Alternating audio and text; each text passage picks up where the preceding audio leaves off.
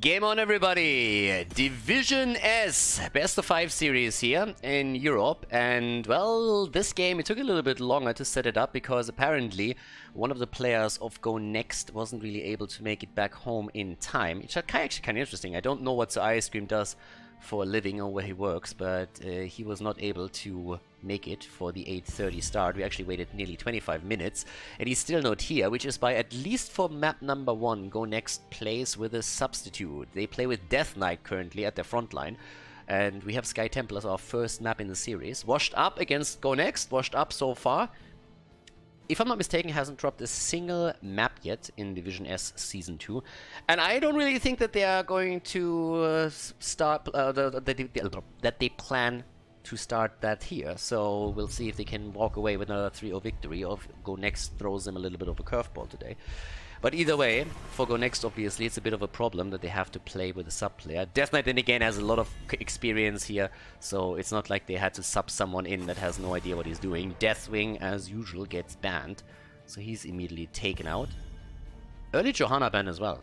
So, if anything, then that's probably more so the interesting part. I mean, Washed Up has played a lot with, like, Johanna plus Blaze setups and also other ideas and combos.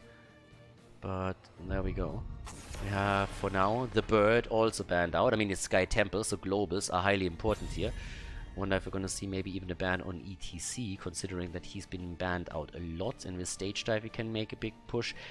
Don't really think so on the map here. Don't really think that the ETC ban is necessarily worth it, but we have seen that now multiple times. Not only in Battlefield of Eternity, where the hero was always considered one of the best, but let's actually see what they are gonna get rid of in this case. It is Mal'Ganis. Yeah, definitely one of the tanks that's highly focused in the ban patterns. But there's Greymane. Greymane picked as the first hero. Okay. So far so good for them. Ever since we had like more of these like backdoor strategies, I'm always a little bit on the fence about this. I mean, we start all things off with Greymane and a ban on Falstad, but I don't really think that Go Next is going to go for one of these backdoor strats. It happened once when we had Lauba and his boy play with Morales Medivac, but then usually start also with a Tyrael setup. Brightwing and Sonya. Sonya is actually getting played a lot now by Washed Up. They played it in the previous series already multiple times. In the late game, she did a lot of work here. Brightwing, on the other hand, it's more so a thing that Ixa usually pulls off, but they have a bit of a global with that in play. On this level of play, again, you can actually get away with the fruit fly and get value. Yeah, they do it after all. Okay, yes, I already said after the ban on Falstad that there's a chance, but they actually want to make it happen. So pretty much from Go Next perspective, how do you head into this? You're going up against Washed Up and you're saying like, okay, how we do with that? It's going to be a tough match. Then your main tank is missing all of a sudden and you have to sub in a player. So what do? You try to cheese the fuck out of them. So that's exactly what they're currently pulling off. They start with Greymane, they ban out Falstad, good counter against this. Now they pick Morales and they pick Tyrael. So the idea is to snipe keeps. The ban against Artanis makes in this case a lot of sense, because Artanis is usually played with this. He does a lot of damage to structures, and his suppression pulse is also buying you a lot of time while you're trying to take the opponent's core or keep apart. So he's normally an integral part of this composition. There's a lot of other heroes that you want to play with this. You can, for example, play Jimmy and then use the Hyperion. You can play a little bit around Gul'dan. Zeratul gets banned out because he can actually delay the snipe against either Keep or Core with a Void Prison and just slow it down. So you want to take that away as an option from your opponent. And this is going to be really interesting now, because Washed Up has to come up with a couple of heroes that they can play against this. I can totally understand it from a perspective of Go Next. They are just saying like, hey, we might as well cheese them. We have to play our first map with someone that we don't have a lot of practice with. Death Knight knows what to do, so let's go for that. So they have ETC, who can stun out multiple targets with the power slide. They have Junkrat, and of course has the face melt to push targets away. Junkrat also with more displacement, and displacement is key for them. Brightwing is going to head into... I mean, normally I would say Brightwing, especially heading into Blink Heal, would be fantastic. That's one of the variations that Ixe uses a lot. Who's the top Brightwing player here? But Brightwing in this case, very, very likely Emerald win for him. There's Reyna as expected, and they get Nazeebo together with that. Illidan is interesting. I mean, he has a pseudo global on the map, so that's already cool, but this is going to be an interesting first map. And again, it's obviously cheese strategy. It's Go Next saying like, we have to try something. It's map number 1, so let's just YOLO the shit out of it. And that's what they're going to try and do. Let's see if Watched Up is ready for it, or if Go Next is going to pull it off. Here we go. Backdoor strategies with Morales. Game on, ladies! Go Next against Washed Up, and yep, it's going to be a backdoor strategy. Game number 1, and Go Next is trying to cheese a little bit. There's obviously a chance that for map number 2, their main tank is going to be back to business, but as we're heading into Sky Temple, we have Kelvin for the blue team on Greymane, Teloof on Reyna, Patat Bug is the one to drop the Medivac, we have Rutsu on Zebo, and Death Knight, the sub player on Tyrael. And over to the other side, Washed Up with Hazops on Junkrat, Nick on Illidan, Dequaza on Sonya, Banana H on Brightwing, and ETC playing Masquerade. Alright, off we go. And let's see how this is actually going to work out. Whispers had it previously in the lobby, by the way. I'm not quite sure how reliable that is, but apparently the Brightwing pick was a sheer accident, which would fit, to be frank. But then again, having an Emerald Wind available against the strategy might just be worth it. So, might not really have been the pick that he wanted to aim for here, and more of a misclick. But if it was a misclick, then in this case it was probably a happy accident.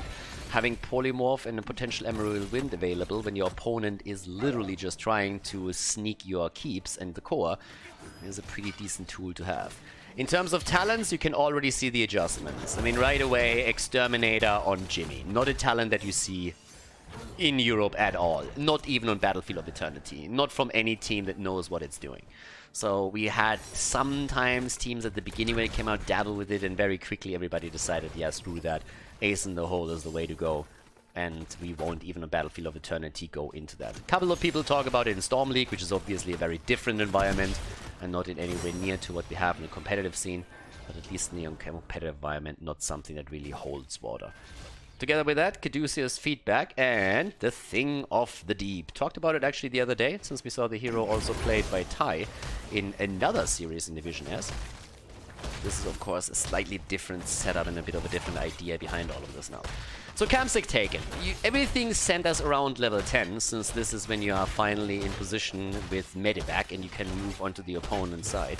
So, every time you see a cheese like this, it also changes the entire MO for the draft, as we already witnessed. I mean, where else do you see Artanis actually banned out? Now we have also Dequaza. Usually Artanis is like you would probably pay your opponent if they picked Artanis. It makes it a little bit easier for you.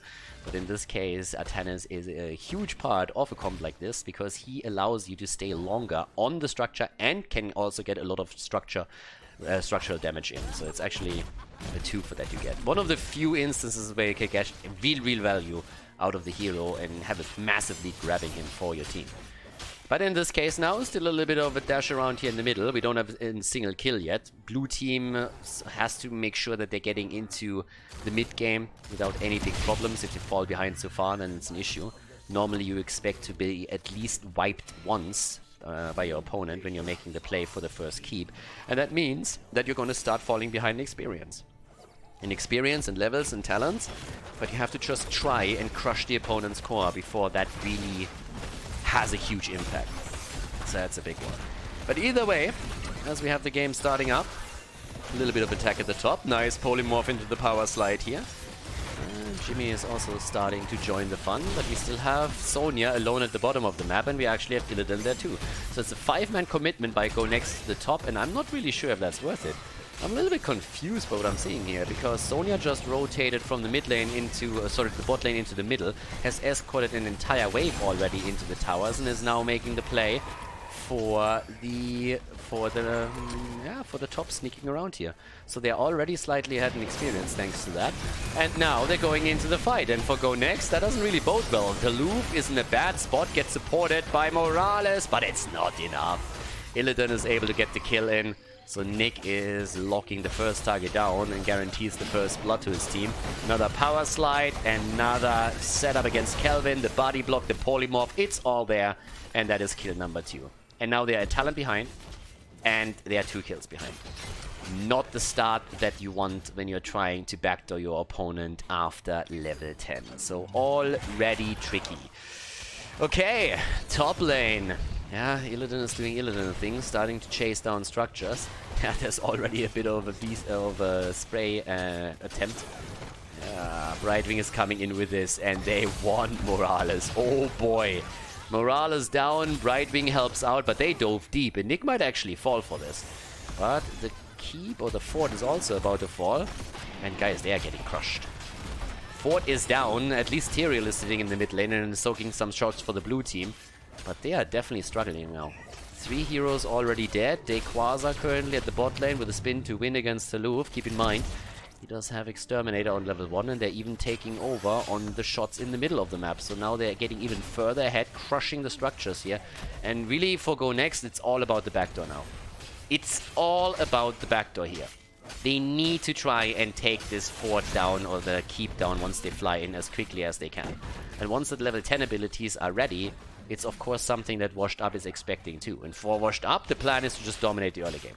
Coordinate it well, dominate the early game, crush the opponent, get ahead, and just never give them a chance to get a significant lead in this game.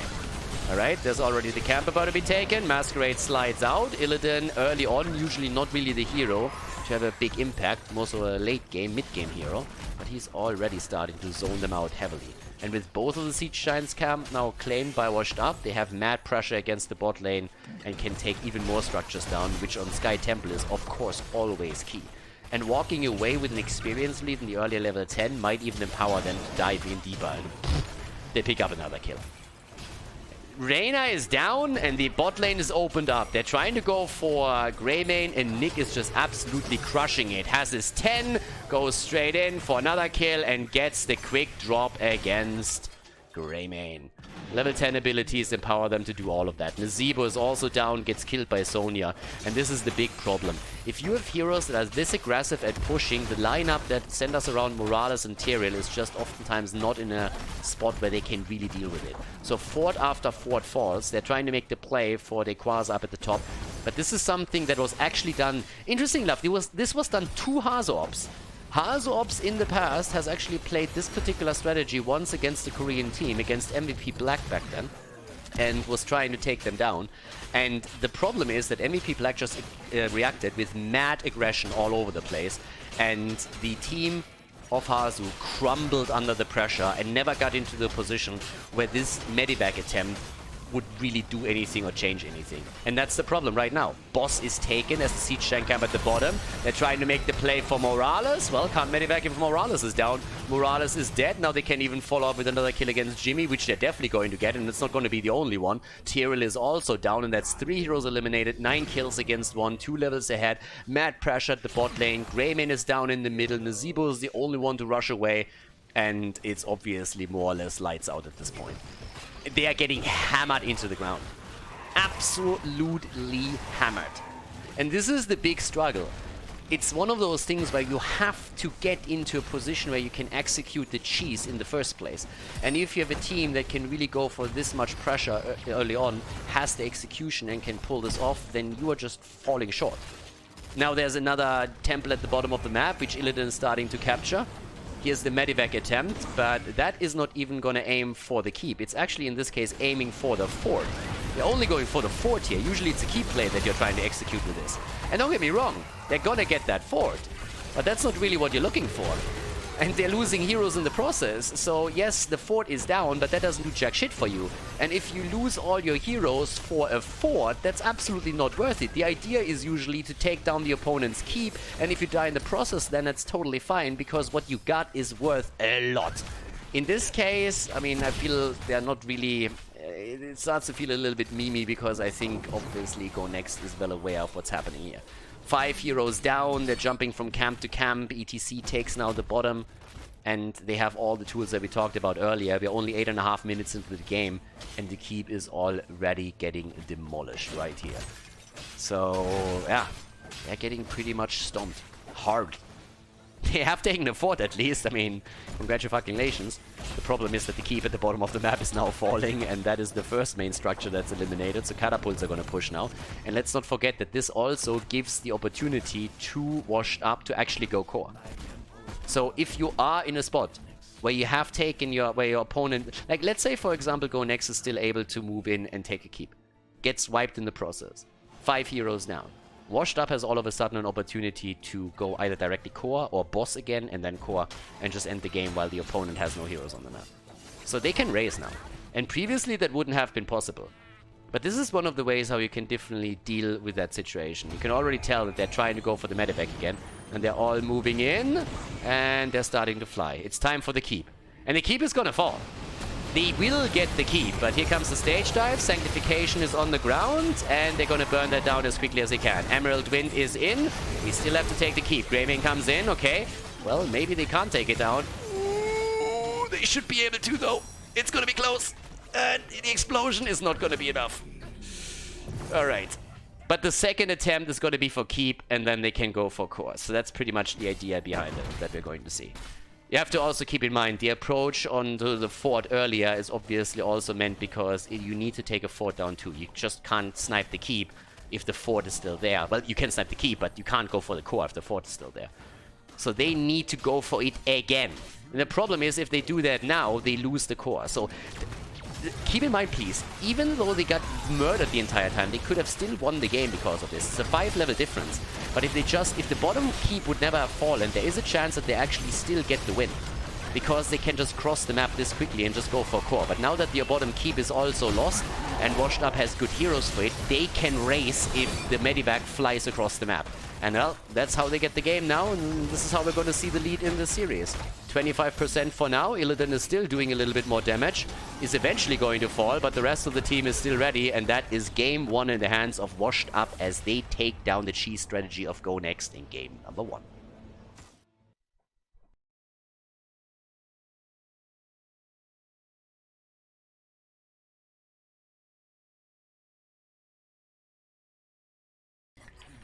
Game number 2, Tomb of the Spider Queen. And guys, because people are going to talk about this anyways, I still have to put that little caveat in here. You have to understand that game number 1, the strategy was obviously born out of necessity, a little bit at least. Having to replace your main tank just on short notice is always a bit of a stretch, and in this case it was just, hey, we might as well try a cheese. This is the map for it, let's give it a shot. Didn't quite work out, but despite the fact that they got racked and Washed Up adapted to that really well, I still want to emphasize that despite the fact that you are sometimes a couple of levels ahead of that strategy in levels, you can still lose the map because your opponent just dives in and takes their core down. It was highly important for Washed Up to get the keep at the bot lane destroyed, so that when it comes to another fly with a medevac, they can actually simply raise the core, because they have very good heroes there too, and will have a bit of a lead over the opponent. So it looks really easy when a team that knows exactly what they're doing and how to coordinate does it, but if you are actually facing off against that strategy, it can be difficult to stop if you make just one small mistake on the map. So that has a bit of a caveat, since a lot of people are going to jump in and say like, oh my god, what is this? So Tomb of the Spider Queen, and let's not forget please, Washed Up is the team that actually dominated together with Lauber's fan club after HTC went down, so they won the first season as well. So this is literally the top team in Europe right now, or at least one of the two if you consider LFC as well. Here comes the ban against Deathwing. We have Garrosh banned out. Auriel is also eliminated. This is so that we are not seeing that in combination with, for example, Vala, as oftentimes is played. Tomb of the Spider Queen, of course, a bit of a smaller map with quick rotations between the lanes since they're close together. It's also the map where we've seen a lot of Carrigan in the past from Nick, another hero that we could theoretically see in this game. Melganis banned out. And let's see, what's the first pick for this one? Actually a bit of a tank focus. He could go into Johanna early. If they don't pick Johanna, Washed Up will. Especially with Garrosh and with Melganis banned out. And they pick Carrigan away. Okay, fair enough. I mean, we've seen Carrigan banned against Go Next previously too, but still, it's interesting that they pick it away from Nick. They're just saying, what's the best way to deal with Nick's Carrigan? Make sure that he doesn't play Carrigan. So, yeah. This should at least be a Johanna pick, and together with Johanna, they could either then drop immediately Blaze if they won, but they also played Rexa a lot here, or simply go into support as they usually do. And, well, our setup is Johanna and Rexa. Okay. I hear the call of the wild. Yeah. Alright, Rexa is in. And here comes Malfurion. Together with Carrigan, a little bit of lockdown. ETC also, there's a lot of stuns. Power Slide, Carrigan stuns, lockdown for Malfurion. Pretty good setup for them. And, well, let's go. What are we gonna get for the next ban. Damage dealers are obviously now the thing that you really want to focus on. But it's interesting to see this. I mean, again, if you're having the Kerrigan pick, it's kind of funny, because in a lot of teams you wouldn't really consider picking Kerrigan, but then you go up against Nick, you know that he plays it here. So it's actually a smart move if you want to play Kerrigan yourself to pick her this early. So there can be a weird shift where you have Kerrigan from not getting picked, or any hero from not getting picked, all of a sudden ending up in a first pick position, simply because the dynamic between the two teams works that way, where you know that one team has a player that likes to play the hero on a certain map. So the priority rises, since you have to try and pick it away from them. Zeratul is another really good option. If you have Dino against you and Dino against Tai, you have to pick Zeratul either early, or you're going to lose him to the opponent, or you have to ban him out. This is exactly what we saw as the two teams went up against each other, the fan club against Feel the Heat the other day. Yeah, well, but now that we have Medivh banned out, here comes Imperius. Massive frontline, holy hell. Okay, Hazu has not taken a hero yet. That's actually interesting. I would actually have expected Rexa... honestly, I kind of expected Rexa to be played by Hazu, Dequaza playing Imperius, and Nick being the damage dealer, which might still happen after the swap round. Or they just want to put Hazu on something that he's really familiar with. There comes the Kalthas pick. And again, keep the amount of CC in mind that we have now for the blue team. Kerrigan, ETC, Malfurion, Gravity Labs, and Kalthas, even the slows from Leoric, insane amount of control. Now, what is Hazu going to pick? I mean, they don't have a range damage dealer yet. They still need that. So, with our second map coming up now, what is Washed Up going to do to round that draft out and get a bit of damage value? What's the pick here? Are we going to see some mage action? Should be happening. Yes, Chromie! Okay, Chromie is the pick. And let's see if that works out. And game on. The map has started, and Sir Ice Cream actually made it. In the draft, we still had Death Knight in the lobby, but as the game was about to start, Sir Ice Cream apparently finally arrived. So Death Knight said, see you later, guys. And yep, that's why we have the main tank now ready. So go next with their full lineup. Compositions obviously stayed the same. And as I said, a pretty insane lineup for Go Next when it comes to control. It comes all down to execution now. Rutsu on Kerrigan, Kelvin on Kalthas, Sir Ice Cream on ETC, Toulouf on Leoric, and Patatbak on Malfurion for the blue team as they're trying to catch up with their red team opponent. Hazops on Chromie for Washed Up, Banana H on Ana. Yeah, Bananas Ana, as always bananas. Masquerade on Johanna, and Dequaz on Imperius with Nick playing Rexa. Definitely a little bit of a shift when it comes to who plays which hero. Especially Kalthas is going to be interesting here. It's a hero that on Infernal Shrines and on Tomb of the Spider Queen always has his place. Oh my god! Nick, sorry, Dequaza comes in and gets the immediate impale against 3 heroes through. That was kind of crazy, but look at Jojo, she's in trouble. Body blocked into Oblivion, and that could be kill number 1 in the game. Masquerade kept alive by Banana H, though. Yeah, there was a time when Ana was always banned out against Banana, because Ana's Banana is absolutely bananas, but not as good as Johanna, because Johanna gets played with Ana a couple of times too, but Ana's Banana is pretty bananas. And yeah, too many of those. Anyways, jokes aside, right now we have still once again the first time heavy aggression at the top, and that could be a kill.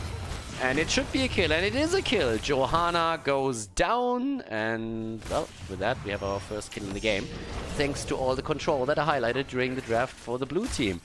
Following up an ETC power slide with Kalthas roots, Kalthas gravity labs, Malfurion roots, and Kerrigan damage. It's just a little bit too much. So off we go. There we have another setup as Dequaza is trying to move in against Kerrigan, but he couldn't connect the stun here. At the bottom of the map, there's still Leo who needs to be careful. It's actually Misha. This is trying to zone him out a little bit. The pressure in the mid lane is already there. And all the way up to the top, we have the solo lane, well, pseudo-solo lane between Imperius and Kerrigan, but the rotations are obviously hitting both of those lanes hard now. And with all the CC that we have for both sides, teams are just looking for potential kills that they could get with even now Rexa moving in. It means that ETC can go down. He drops, but at least the gems get recovered. Nicely done. Okay, so towards the bottom. Yeah, turning attempt by Toulouf. Good luck with that. Not against Misha, my friend. She's going to guard that particular spot throughout the entire game, I want to say. Another setup. This time good damage. Oh my god, good damage against Malfurion. That nearly led to a kill here. Yeah. Oh, animal husbandry! Look at that, Nick. Nick actually with the confidence. He's just saying, like, I'm not gonna die here, baby. No deaths on me. I'm gonna get the mad value. Look at my hit point pool. Mark my words. Against this setup, that's a pretty ballsy statement, to be absolutely honest. I mean, they have the confidence coming into the Nick with the balls of steel, and he's not afraid to put them on the table. At this point, he's just simply saying, even with this particular lineup and Carrigan being this aggressive with this much CC, you're not going to get a kill against me. So I'm very, very curious if that actually works. At this point, he runs straight into Leoric, but the main fight is still happening over there. Nick needs to be really careful right now. That would be just the begin of a big meme if he would die immediately to Leoric after picking Animal Husbandry. Okay. Yay! Fucking Chromie. That wasn't me this time. No soundboard complaints here. That was not me. Leo and Nick down at the bottom of the map, still fighting this out, but the turn-ins are of course now starting, and it's the red team that gets the first one set in. Kelvin is zoned out by Chromie. Oh, yes, there's a setup, and the damage! Oh my god, that was nearly a kill against Khaldor. But he's still able to move away from that. Okay. So, Carrigan at the bot lane, trying to get the camp. Eventually they should figure out that she's missing. There's 2 points where she could be. Either it's the Bruiser camp or it's the Siege Giant camp. And if they make the rotation down to the bottom, they might actually just pick this off. They're looking for the turn-in though. 43 gems in their hands. A kill against Malfurion. It's actually Ana that comes in with the last hit. Carrigan takes the Siege Giant's bot lane and can now join the team again, as they're starting to make their plays. But yep, Khaldor also with a Flame Strike on level 7. Stun set up. Nick, Animal Husbandry. And goodbye. So much for that. All that confidence and nothing is happening. Yeah, Johanna is moving in. Trying to get the zone against Carrigan. The Juke Master 2000. So there he is. Rutsu able to keep Carrigan alive. Oh, that just feels bad. He escapes everything and then they lose 2 heroes. Chromie comes in and gets the kill. That just feels incredibly bad. Chromie with a setup and goodbye, my lady. Carrigan down, the turn-in definitely possible. And he should easily be able to get this one. I mean, Banana H alone could simply deliver. And that's actually what he's going to try and do, I suppose. But I feel bad for Carrigan.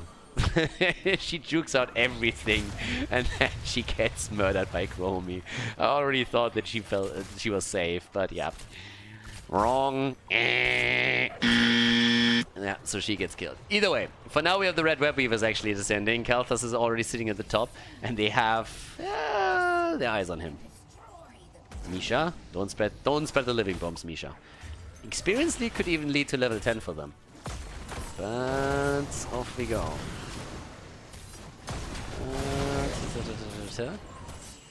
4 kills against 2. It's actually Johanna against Leo at the bottom of the map right now, but they're pushing through the middle. They try for another kill, and the kill against Imperius. Nicely played. Go next with the lockdown is able to drop a target, which means that the defense is now going to be much easier for them. Teloof is sitting on 43 gems. If he dies, it's going to be an absolute disaster. Level 10 abilities are there, so that's good. If he chases too much, he's going to go down. Oh, dude! Okay. Uh-oh, he's dead. He's dead. He's dead! Temporal Loop, that's 33 gems. No! Oh my god, Hazorbs. He gets the Temporal Loop in just before they hit level 10. Teloof is down. 33 gems were just lost. They still have enough for a turn-in, but that hurts. Yeah, here we go. ETC with the stage dive. Gets immediately attacked and isolated. And Ice Cream in trouble, but not so much as Malfurion. Malfurion is dead first. Chrome is firing away. There's the spear against Khaldor. Guys, they're losing gem after gem after gem after gem. Another kill against ETC. If they drop... Oh my fucking god. They are murdering them. 9 kills against 3. And nearly all of the gems lost. They turned 18 in. They only hold 8 on Carrigan. But this is an absolute disaster. Those gems, when you fall behind, they are your ticket back into the game. And they pretty much lost every single one of them. That's insane. That is absolutely insane. Banana H with a pew pew pew against the fountain. He's like, okay, boys, I got this. Doesn't get the last hit in, and now all of a sudden he's on the run. Oh my god, the wall prevents the drag back into the stun, and Banana H walks away from it. Unbelievable. In terms of talent, Stage Dive is in. Carrigan with the Ultralisk also. Another kill attempt against Leo, and yes, successful since Rexa comes in with the hit. Also level 10, Phoenix. Yep, this is Europe. No Pyroblast over here. Or at least very, very rarely compared to what we're seeing in North America. More action, and Khaldor, as we're talking about him, is actually pretty isolated. But they get the kill against Imperius. All of a sudden, a sign of a bit of a fight here for Go Next, but they lose ETC just as they get the first kill. The nano-boosted Rexa over here trying to make the plays as Ana is totally locked down and gets dropped. But what a fight. 13 talents on already too for the team in red, so they are getting kill after kill. Taluf is dead again. That's 12 kills against 5, and they go for Kelvin. The gravity labs. Kelvin on the run. The kill against Rexa. So much for animal husbandry, my friend. That confidence was definitely not justified. Yay! And she ice blocks and dies. Chromie down. What a fiesta right now. Teams are definitely having a lot of fun with this one. But Rexa, he came in, he showed the balls of steel, he put them on the table, only for the blue team to come in with a hammer and crush them. So, yep, no balls Rexa at this point. That's that level 4 talent with, I don't want to say 0 value, but very limited value now for our side laner.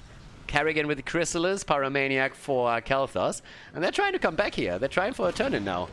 But this game is a little bit bonkers now. 7 kills against 12. It's a bit memey, I want to say. Damage output, when we take a closer look at it, 19,000 for Carrigan. Actually, it's kind of interesting. Malfurion has about the same damage output as we see from Carrigan, Khaldor, and also Leo. So all of them are just massively brawling here.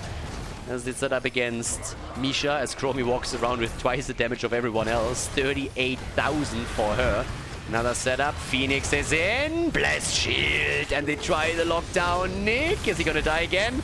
They're trying to keep him alive. Malfurion is dead, and Nick is just once more eliminated. No animal husbandry value whatsoever in this game. But the fight isn't over by any means. No, Chromie completes their quest, and they're getting more lockdown. The game is all over the place. There's still a camp pushing in the middle of the map. Both of the teams have enough gems for a turn, and it seems like Quasar is going to be able to secure it for the team in red. What a game! Holy hell! I mean, for now, we're actually seeing 13 kills against 8, but it's a level lead for the red team.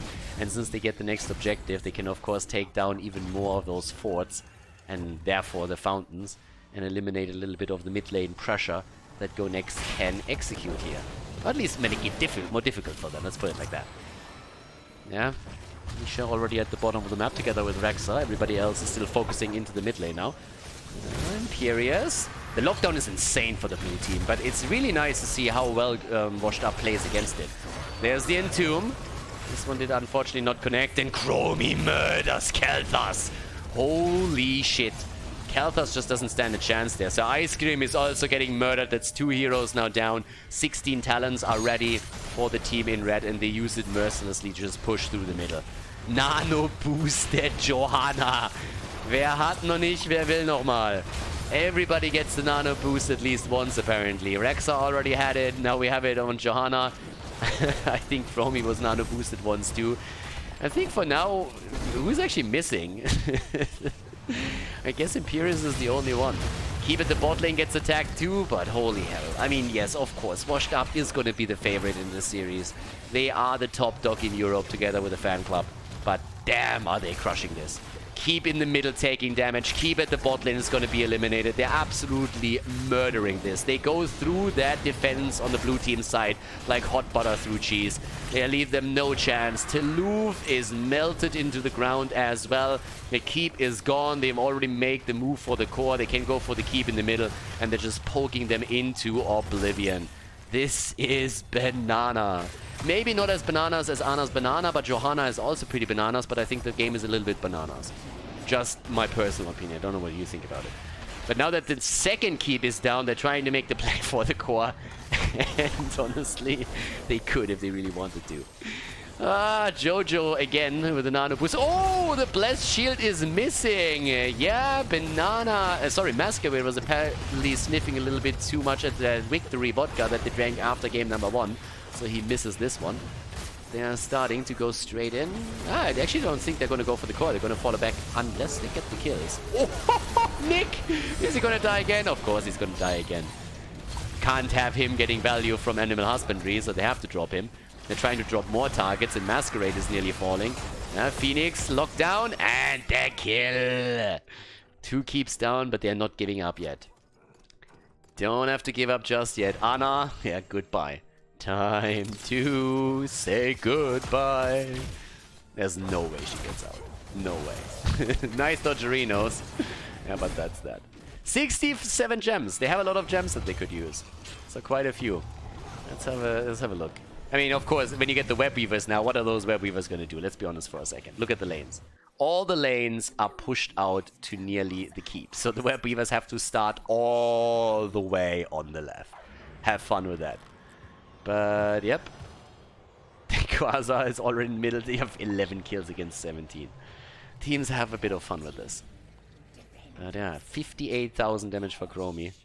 It's kind of funny to me that Rexa went in and picked Animal Husbandry just to be the hero that dies by far the most. I'm not sure what Quasar is doing with his little pony there. He's pretty much sniffing the wall apparently, as it seems, or cleaning it, like, I don't know. But there we go.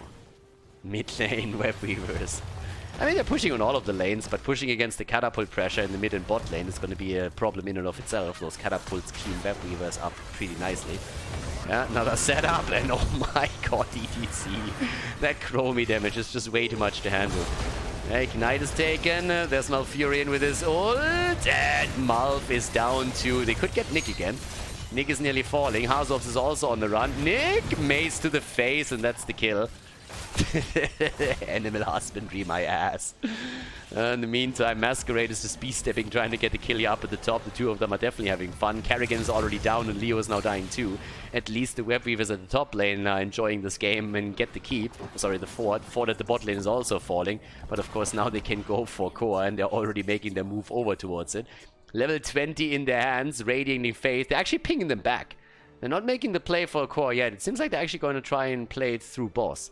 Death timers are still a little bit low, and with ETC, there's obviously a chance that they're not making too much headway on the core, so they go for boss to make it a safe bet. But off we go. Taking the one up here. Toulouf obviously scouts it out. Kelvin is sitting tight. ETC could theoretically stage dive in. He might actually do it. Of course he does it. At this point, you might as well try, right? But they were ready for it. Obviously, they were waiting for the stage dive. I mean, duh. So now they get the insta-kill against him. Kelvin is also getting absolutely crushed. He's down. Leo is going to fall.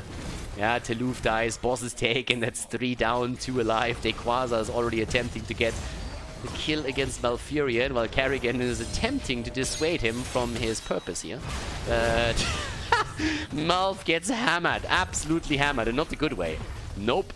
Gets actually crushed by Chromie and the dragon abilities, the Dragon's Breath. Now we have the top lane, keep also being eliminated. Yeah, you always need to go for max experience that you can get in the game. And that's that, ladies and gentlemen. They have the 5-man team wipe. And of course, the lead in the best of 5 series with a 2-0 over Go Next. The top dog in Europe once again not opening themselves up to any problems at all. Nick gets pinged for good reason. Animal Husbandry, massive fail, but they still get the victory in the big lead in the best of 5.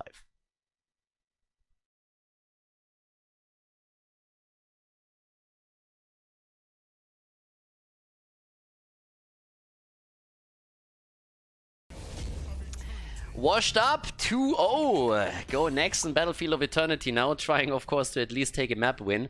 But the game wasn't really off to a good start. The failed cheese in game number 1 with the substitute player, and then getting a bit crushed on map number 2. Again, going up against Washed Up is never really easy. I'm honestly just waiting for the time when we're seeing some of the other top teams, or the the teams that are currently fighting for the ranks in the upper half of the standings, once they are going up against Wash Up, it's going to be super interesting. But at least at the beginning of the season, we had a couple of easier opponents for Washed Up. Lauber's Fan Club, on the other hand, against Washed Up should be, and usually is, a pretty big highlight. So that's definitely something I'm looking forward to. Right now, the only question that pretty much remains is Go Next able to take at least a map win here? They have the tools to do that, and they had a really solid lockdown setup on the first map. I think if they can get the same lineup against a different team, they probably have a very, very different outcome there. But now as we're heading into Battlefield of Eternity, we're starting things off with the ban against Deathwing on Europe, pretty normal. I think through all the games that we've so far seen in Europe, we've only seen Deathwing twice. One of them was a bit of a meme game, and the other one, I can't even remember, I just remember that we had him twice. But again, Rexa gets banned out too. And now it becomes interesting, because there's actually, you can ban out a lot of different things here. You can either ban something like Hanzo, you can ban the GC if you're more worried about this lockdown into that. Bananas Ana is a bit bananas, as we already found out in the last game. But therefore, the oldie but goldie, the ban on Ana, is pretty much like one of the things that has happened for such a long time in 2019. Because he's just so good at the hero and so annoying at the hero that he gets consistently banned out, and people have kind of dropped that ban a little bit, but now it's apparently back to business. Mal'Ganis gets banned again, and that means that we have a lot of really good damage dealers on the map up. So Li Ming, oftentimes the first pick, is actually up. We have still Vala in play. You can also still play this together with Oriel. Greymane is also up. ETC is up as a pick. Still very, very good on the map here. So a lot of fantastic picks that are still available for both of the teams. So this should actually be an interesting lineup. And there's the Oriel first pick. Yep. Straight into Oriel. And that's going to be really interesting. Honestly, I mean, it's a little bit of a different question of how you want to play it. Vala composition against the Li Ming composition, or going for... I mean, Greymane is not going to be a first pick, I don't think so. But he's a good addition to any kind of setup. So that's something. And let's see. What are we getting? There's the Vala setup. They take it away from the Oriel composition as well, so that's like a twofer. You take it for yourself. Nick plays a lot. Arrow build on the map is insane, and you pick it away from Oriel, which is also great since Vala syncs up with Oriel in nearly perfect fashion. So Anubara gets taken with it. That is a little bit of a surprise to me.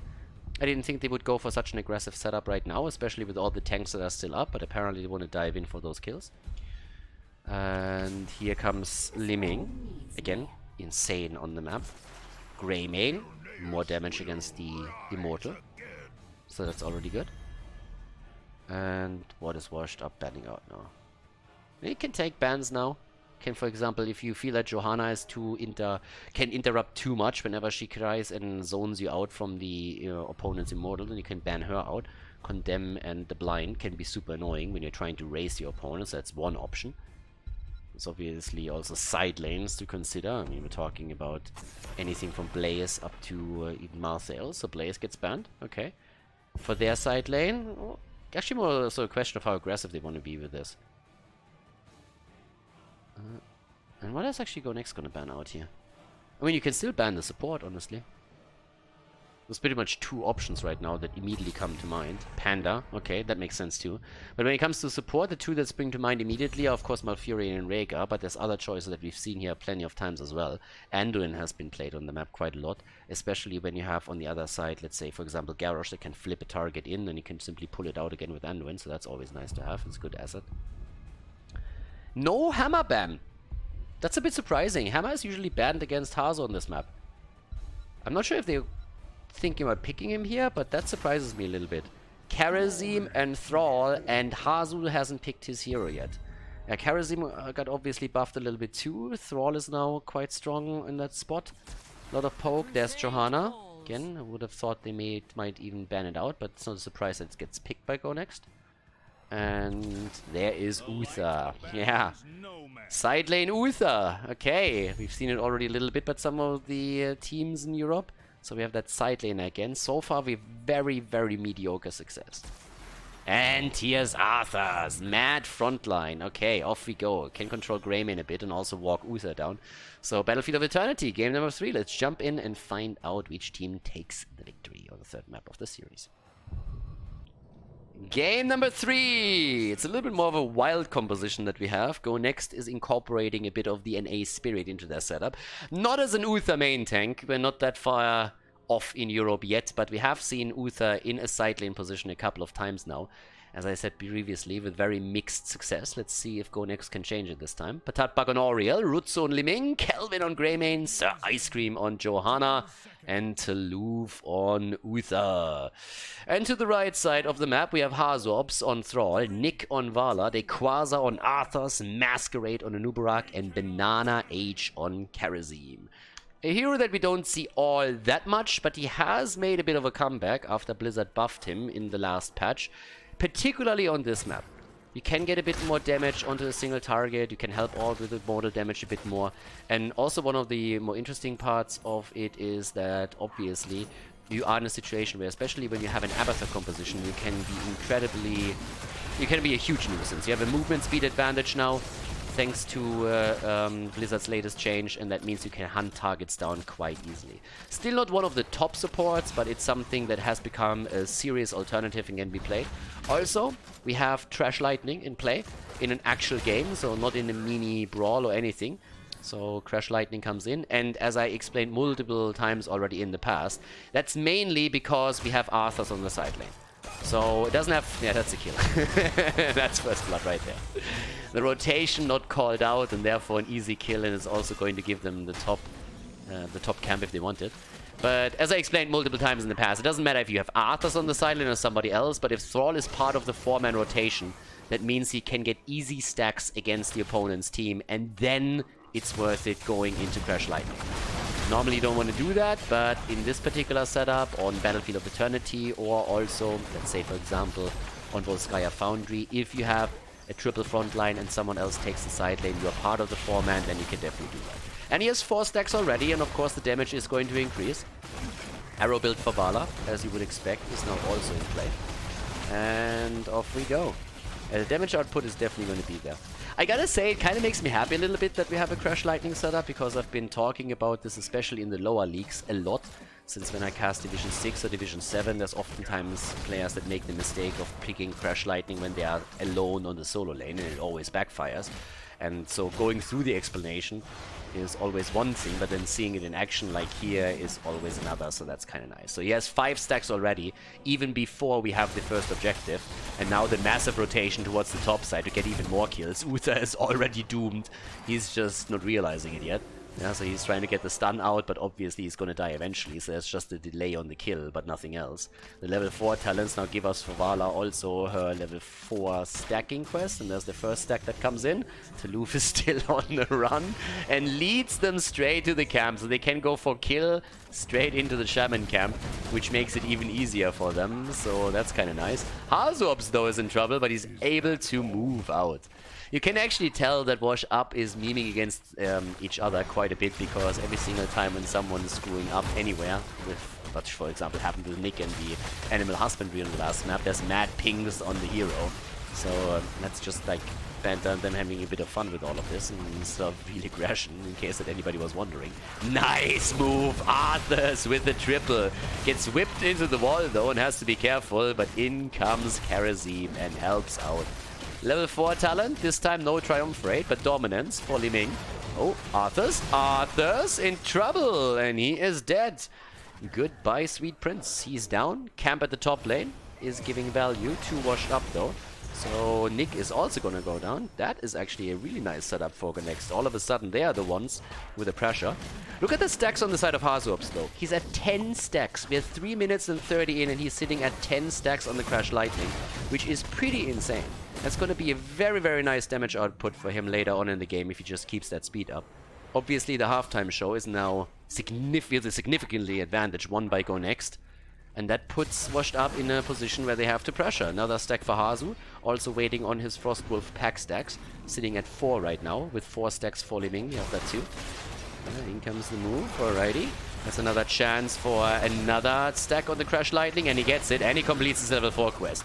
So this is exactly the situation that we usually talk about here. The 5 versus 5 fights in the middle where you can get those stacks for the Crash Lightning if you just spam it out properly once the cooldown is ready and the opponent clusters up. And they're going for it. They're trying to go for the objective. Everybody's falling a bit, and Hazu is just getting one stack in after another. Sitting at 14 right now, trying for a bit more, but the team has to move back, and that's the victory for Go Next. They take the objective. 50% on the point. But the late game might become tricky.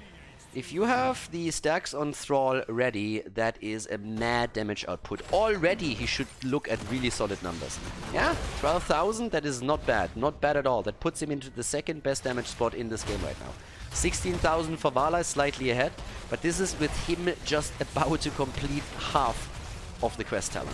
So just imagine what that's going to look like when you're a little bit farther ahead, especially of course since the priority is shifting massively with it.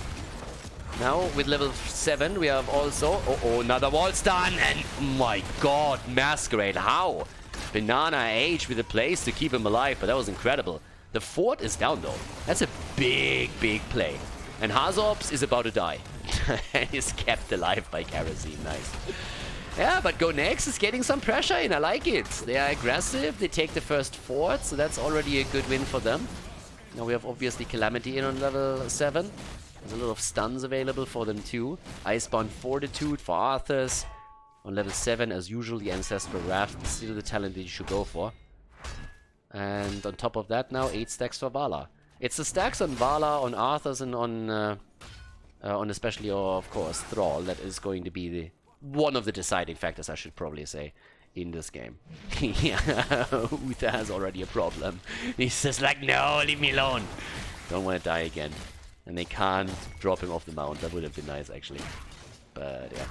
Okay, so, with that done, we have currently top lane pretty much defended. Hazu is now alone against Uther. That's a bad spot for him to be in, because he has no chance of getting additional stacks for Trash Lightning. Masquerade, though. Still trying to zone this out at the bottom of the map. I also went, by the way, into his Globe Talent on level 1. It's something that you still can do, but we don't see it as often on this map, since there's only 2 lanes and they're far away from each other, so it's a bit harder to get the globes together. But then again, if you're thinking about Anubarak, one of the biggest problems that he has is, of course, the hit point pool. And, yep, so if he gets that together, the extra 500 HP are worth a lot. They're actually trying to steal that camp away. And they should be able to make it happen, because the rotation is very slow, and there's vision at the bottom of the map to all of these heroes. It's a nice move, it's an aggressive move, but it's a nice one. And level 10 is also closer for them. Johanna needs to be a bit careful. Nice Iron Skin, perfect moment in time here. Dodging out in the stun setup. Uther, on the other hand, eats one arrow after another, which allows Nick to get few more stacks in for his level 4 talent, so he's sitting at 10 as we speak. But, well, here we go. Problem is, with them taking the camp now, they give up the halftime show. I'm not so sure. Oh, the Blessed Shield, the level 10s, and the kill! They stayed a little bit too long. Just a tiny little bit. Hazu knows he's gonna die too. Well, actually, no, he should fall. He should fall, but if he can get another stack or 2, that would be fantastic for him. Yeah, he has them together, and... no. Goes down after all. Down here, on the other hand, with level 10 abilities now ready for both teams, and that gives us also Palm. We have the setup again. And Nubarak tries to get the halftime show over to the left, and is able to get it done. Oh, well... not quite. It's actually the blue team that's able to grab it. But Hazu's going to be back any second. Yeah, 50-50. And then Nubarak actually going into the buffed Locust Swarm. Alright. Locust Swarm for him. Thrall with the Earthquake. He's back to business. 18 stacks for him. And this is more or less an even fight now. 4 kills against 2. But the red team has a chance to fight in for it. Oh, and Nubarak locked down. The Palm gets procced. And now they're crushing them. There comes Vala with her ult, and she just murders them together with the rest of the team, especially after Thrall is now getting one stack in after another. Even more damage for him. 2 heroes down. They could theoretically go for the Resurrect here. But damn, what a setup. And Vala, of course, has an easy time going towards the Immortal and starting to quickly drop those arrows to get the damage in. Yeah, there's the revive. Resurrect came through. More and more lockdowns by Arthur. It's actually pretty incredible. He gets a 2 or 3 value every single time. Oh, but the kill against Karazim as they stop him cold. The Immortal is still alive though, and Vala does the job at the top together with Thrall. Yeah, the game turns a little bit. 31,000 damage for Thrall puts him into the top damage spot now. Crash Lightning, an insane poke talent, and once that you complete the quest, one of the biggest advantages of having it is obviously you don't even have to aim anymore. You just shoot at the nearest thing to you, and then heroes get prioritized afterwards. So you're in great spot. He's at 23 stacks right now, make it 24. He's 6 stacks away from completing it, and we're only 10 minutes into the game. Yeah, quite solid. Question is, of course, how much damage can they do with this? Well, probably not a whole lot, because Anubarak is dead already. So they have to fall back. Masquerade YOLOing in and getting dropped immediately. And they're still behind in experience. That's a bit of an awkward game. There's a lot of stuns on the other side. You have Johanna, you have Uther, and those two alone can already do a whole lot to CC a target. If you then also have the whip of Auriel into a corner, then you know that you're pretty much doomed. Yeah, but in we go. Right now, what's going on there? 17 stacks on Vala. She's nearly done with the quest. I mean, perfect. She is the one dropping the Immortal. I mean, it's pretty much why you pick Vala here in the first place. Arrow build is just insane. Best build for Battlefield of Eternity. By far. Okay, nice cleanse on Kelvin. More stacks for Thrall. He's 2 stacks away, guys. 2. Just 2 stacks. Quest completed, and there's the strafe. And that's going to be mad value once again. I mean, they're already on the run, and they're going to lose Johanna now. Johanna is down. Thrall, there's the Resurrect. Thrall should get another stack, and he does. He's sitting at 29. And there's the Blessed Shield. They'll turn around, and again they get the kill. Vala is down. These stun setups are just a bit too good. 11-11 is when Thrall completes his quest, and now he just can poke them down even more. But the problem is that the momentum swings against them. Tequaza stays alive for an eternity, and he finally dies. The problem is Thrall is down 2 guys. They're killing everyone. All of a sudden, go next gathers the momentum here. And Washed Up, they are a little bit too YOLO for this early in the game. They need to wait a bit longer with this. 47,000 damage by Thrall, just once again highlighting how powerful a completed Trash Lightning quest is. So here we go. The wall is falling, the keep hasn't fallen yet. The problem is that the Immortal is spawning soon. Now the saving grace for the team in red is that they have level 13 talent, so they can actually fight for this. But if they don't make a little bit of headway in the next few fights, then they are going to be in trouble. And they were the ones getting the early kills without any problems whatsoever, because they just rotated and grabbed especially Uther a couple of times. But I said already during the draft that I wasn't really the biggest fan of the Anubarak choice. Obviously you want to be aggressive with him, but so far it hasn't really worked out. They get a stun, they get the lockdown, a little bit of damage from all, okay. Trying to connect it here. Camp taken on both sides, and they're trying to zone this out. And as long as Vala is able to get her rotations in, they are able to burn it quickly. And they burn it very, very quickly, but the fight is still happening. And they have to somehow poke this down slowly. It's a little bit of a weird setup, because Anubarak is usually a hero that loves to dive in and initiate a fight and then go for a quick kill, whereas Thrall with the completed Crash Lightning quest obviously wants to poke for a long time and then play around there. Anubarak is dead again, didn't get the ult through, there was no palm, and if they don't get the counter kill, that's a disaster. And it doesn't really seem like they do. Heroes are all low, but it's... Oh, maybe! Yes, there's the kill. Palm is triggered. Palm is triggered and Vala gets away, but the Resurrect is obviously in as well. And it's a tricky play, because the keep is in trouble. Keep at the bottom of the map, Catapult is already on it. So now they're losing all over the place. Stun into Immortal stun potentially. They don't quite get it through. It's a 5 versus 4, and they're going to lose the Immortal. They win the top fort, but it's a fort versus keep trade. They just can't keep the Buck in play. They can't keep him alive. Anubarak oftentimes dies first, and then the fight from there on just gets snowballed. The Immortal is going to move to the top lane, and they're going to aim for the first keep. And if they rotate down to the bottom of the map, that's going to be just a fact. Level 16 talents for the blue team is going to make matters even worse. So this might actually be the first map that Go Next wins, because right now, Washed Up has just lost control. And getting that back is nearly impossible. Unless they are somehow able to make it to 16 and force some decent fights. But there's a good chance that they're going to lose the first keep now. It just feels like the composition, or at least the main tank, doesn't really mesh with what the composition is trying to do here. Yeah, Anubarak gets caught again, moves out, and gets hit with a Blessed Shield, but this time at least is alive. But they have to defend at the top. The shield is nearly down, so the Immortal switches over into melee mode. The attack is there, but the keep is... I don't really think they can save that one. I mean, they're gonna try, but it's on 50% HP already. They're fighting against level 16, keep that in mind. There's the D-shield. Divine Shield is in, but Taluf is down. Alright, so they get one kill in. No resurrect here. The keep is gone, and the core is gonna be attacked, but they're trying to get a few more kills. They need some value here, and they're trying to get it against Jojo. Kills are everything right now, and they grab it. 2 kills in, Immortal on the core. It's gonna do a little bit of damage here too. Well, there's one catapult on it, so it's not only the core, but they're chasing that hard. Can they go maybe for the fort at the bottom of the map? Shields are falling, and Vala actually comes in to prevent the core from taking too much damage. 6%, it's not a real problem. With the Nubarak, they can dive into the fort range. Beetles are gonna soak the shots. They need 16 and they got it. 1 level behind. They lost both keeps. Both keeps are down. Seething Hatred, they need to go for the damage. Epic Center. Epic Enter, aka Epic... Oh my god. Epicenter, aka Epic Enter. That's a tongue twister right there. And Cleansing Touch. That's good tools now. The Cleansing Touch in particular is a game changer for them at this point. With how hard they were locked down with Blessed Shield and the whip into the wall plus Uther stun, that's a game changer for sure. But losing both keeps? Have fun with that. So, there we go. 66,000 damage for Thrall. Mad value of the Crash Lightning. But again, if you can't poke and if your opponent takes heroes down too quickly, that doesn't do anything for you. So off we go. At this point, we have the top lane pushed out. Anubarak. Careful, bro.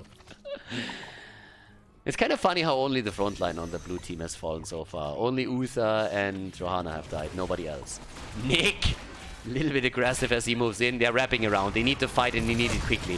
It's the only play to make. It might sound silly, but this is the only play they can make. They need to win the team fight right now. They can't delay it and they're trying. Strafe is in. Mad value. Good damage. Oriel is dead and they're trying to get the rest of the team too. It's a game they need to play and they are absolutely rocking it. The self-resurrect. There's the kill against Li Ming. The kill against Johanna. Greymane is down. Uther is dead and they go for the full-on wipe. Perfect play from Washed Up here. They needed to force a fight. They couldn't wait for the objective. With the lanes pushing against them, they needed to make the big play here. And that's exactly what we're seeing. Thrall is already trying to take the wall down a little bit as they are moving in for the objective itself. They can now also get Oriel, but they can't. That would have been a nice delayed kill to help them out even more.